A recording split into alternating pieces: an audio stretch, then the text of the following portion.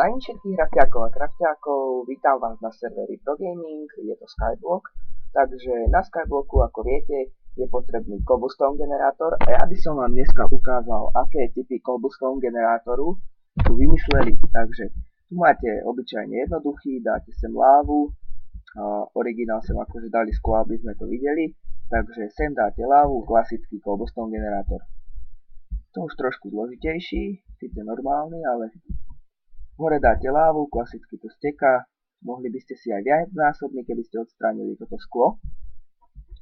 Takže to je druhý a tuto máme zložitejší, keď hráte viacerí na Skyblocku, takže toto je dvojitý generátor, čiže double generátor.